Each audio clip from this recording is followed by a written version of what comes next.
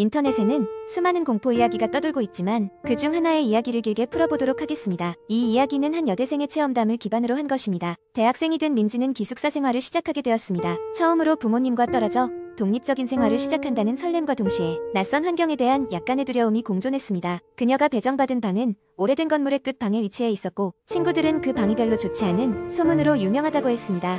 하지만 민지는 그저 낡은 방일 뿐이라며 대수롭지 않게 여겼습니다. 첫날 기숙사 생활은 별다른 문제 없이 지나갔습니다. 그러나 밤이 되자 어딘가 모르게 이상한 기운이 감돌았습니다. 민지는 침대에 누워있다가 창문을 통해 희미하게 들어오는 달빛 속에서 방 안 한 구석이 이상하게 어두운 것을 발견했습니다. 그곳은 빛이 당치 않는 그림자 속에 묻힌 것처럼 보였습니다.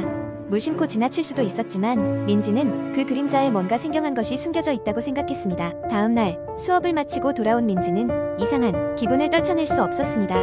방에 들어설 때마다 묘한 압박감이 가슴을 짓누르는 듯 했습니다. 어느 날 밤 민지는 꿈을 꾸기 시작했습니다. 꿈속에서 그녀는 자신의 방에 앉아 있었고 그 어두운 구석으로 서서히 빨려 들어가는 느낌을 받았습니다. 그곳에는 뭔가 알 수 없는 존재가 자신을 지켜보고 있는 듯한 시선이 느껴졌습니다. 깨어났을 때 그녀는 식은땀을 흘리며 겁에 질려 있었습니다. 민지는 불안을 떨치기 위해 친구들에게 이 이야기를 했습니다. 그중 한 명이 인터넷에서 알게 된 사실을 말해주었는데 그 방에서 예전에 한 여학생이 자살했다는 소문이었습니다.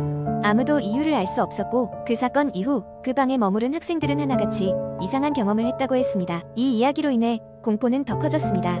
민지는 자꾸만 그 존재가 자신을 부르고 있다는 느낌을 받았습니다.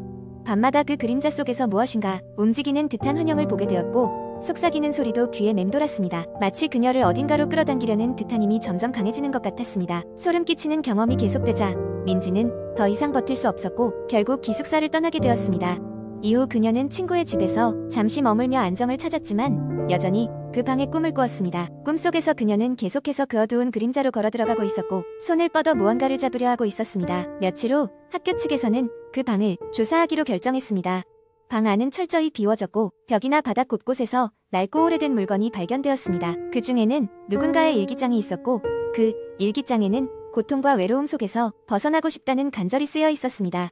모든 사건이 진정된 후에도 민지는 그 방이 주는 묘한 기억에서 완전히 벗어나기가 힘들었습니다. 시간이 지나면서 대학 생활에 적응하게 되었지만 그 경험은 그녀의 기억 속에 지워지지 않는 흔적을 남겼습니다. 언젠가 다시 그 방을 찾아갈 용기가 생길지도 모른다는 막연한 생각을 하고 있었습니다.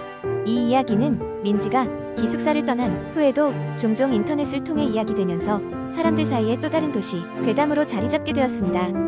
이러한 이야기는 일부 사람들에게는 단순한 허구로 여겨질 수 있지만 또 다른 이들에게는 마음 깊은 곳의 두려움을 자아내기도 합니다. 그리고 이러한 이야기들이 인터넷을 통해 확산되면서 많은 이들의 공감을 이끌어내곤 합니다. 두 번째 이야기. 어느 조용한 시골 마을에 오래된 폐가가 있었다. 마을 사람들은 그 집을 귀신의 집이라고 불렀다. 이 집은 1920년대에 지어졌고 1950년대에 불운한 사고로 한 가족이 그곳에서 사망한 이후 그대로 방치되었다. 사고 이후로 집을 산 사람은 아무도 없었고 자연스럽게 사람들의 기억 속에서 잊혀져 갔다. 하지만 시간이 흐르면서 이 집에는 기이한 소문이 돌기 시작했다. 어느 늦여름밤 고등학생 4명이 용기를 내어 그 집에 들어가 보기로 했다. 그중 한 명인 지수는 새로운 카메라를 가지고 있었고 이를 이용해 친구들과의 모험을 영상에 담아보기로 했다. 그들은 후레쉬를 켜고 집으로 들어갔다. 집안은 먼지와 거미줄로 가득했고 낡은 가구들이 여기저기 흩어져 있었다. 처음 방에 들어가자 바닥은 삐걱거렸고 창문 너머로는 달빛이 희미하게 비쳤다. 학생들은 서로 장난을 치며 집안을 둘러보았다. 그러다 갑자기 누군가 위층에서 발소리가 나는 것을 들었다. 그들은 곧바로 일행 중 한 명의 장난일 거라 생각하고 웃으며 위층으로 올라갔다. 하지만 위층에 도착했을 때 그곳엔 아무도 없었다. 조금 불안해진 그들은 더 심각한 표정으로 남은 방들을 탐색하기 시작했다. 그때 지수의 카메라가 이상하게 작동하기 시작했다. 화면이 깜박거리더니 아무도 없을 곳에서 이상한 그림자가 보이기 시작했다. 깜짝 놀란 지수는 친구들에게 카메라를 보여주었다. 모두의 얼굴에서 웃음기가 사라졌다. 그들은 서둘러 집을 나가려 했지만 출입문이 꽉 닫혀 움직이지 않았다. 낭패에 빠진 학생들은 서로를 원망하기 시작하며 다시 한 번 위층으로 돌아가 창문을 통해 탈출을 시도하기로 했다. 다행히 창문은 열 수 있었고 하나씩 창문을 통해 밖으로 나갔다.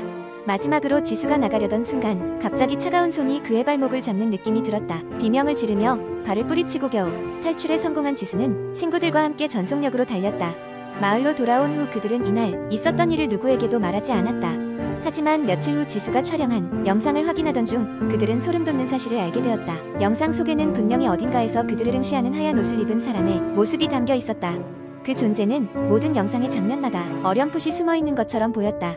그 후 학생들 중 한 명이 이유 없이 열병에 걸리거나 누군가는 기이한 악몽에 시달리기 시작했다. 그날 이후로도 그 집에는 아무도 가까이 가려 하지 않았다. 결국 마을 사람들은 그 집 주변을 울타리로 둘러싸고 접근을 금지하게 되었다.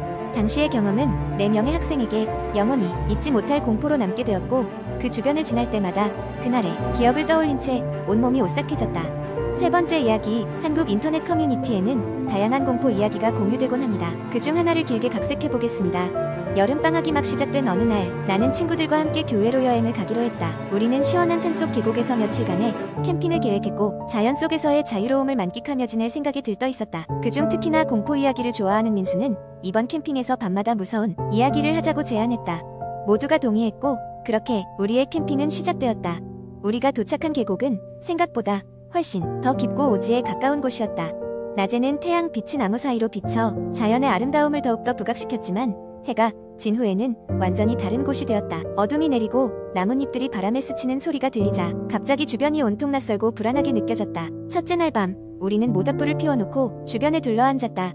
민수가 먼저 입을 열었다. 얘들아, 혹시 여기 계곡 깊은 곳에 전설이 있다는 이야기 들어봤니? 지역 주민들 사이에서 전해 내려오는 거라는데 말이야. 작은 긴장감이 모닥불 주변을 감쌌다. 우리는 민수의 이야기에 빠져들었다. 이곳에는 한때 작은 마을이 있었대. 하지만 어느 날 마을 사람들이 모두 흔적도 없이 사라졌다는 거야. 아무도 그 이유를 알지 못했고 그 후로 이곳은 금세기 동안 버려졌지. 누군가의 입에서 침 삼키는 소리가 들렸다.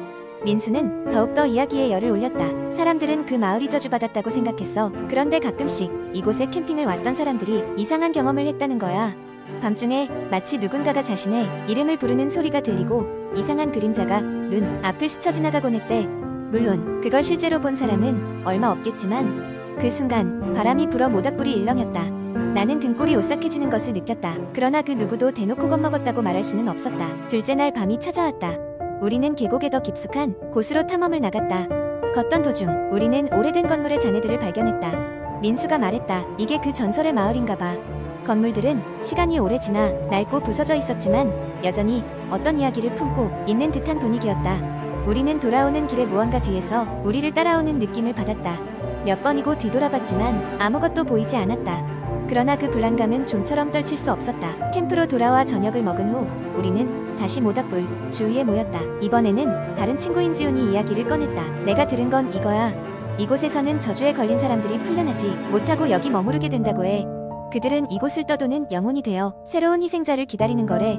갑작스럽게 주위의 분위기가 더욱 무거워졌다. 그리고 그때였다. 가까운 숲속에서 작은 소리가 들렸다.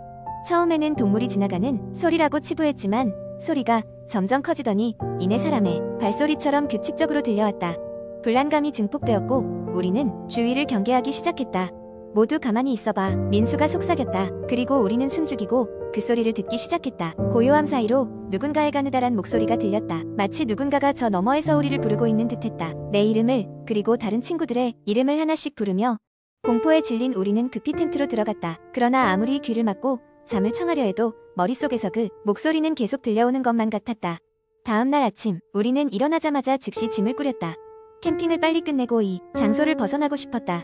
그 이야기가 실화였든 아니든 이곳은 우리가 머물러서는 안 되는 곳이라는 느낌이 강하게 들었기 때문이다. 우리는 그 계곡을 빠져나오며 뒤돌아보지 않았다. 그 후로 우리는 다시는 그곳에 가지 않았다.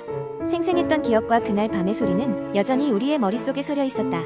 그리고 그 이야기는 우리 사이에서 영원한 전설로 남아 계속해서 사람들에게 전해졌다. 익명의 누군가는 또다시 그 이야기를 들으며 새로운 공포를 느낄 것이고 그렇게 이 전설은 계속될 것이다.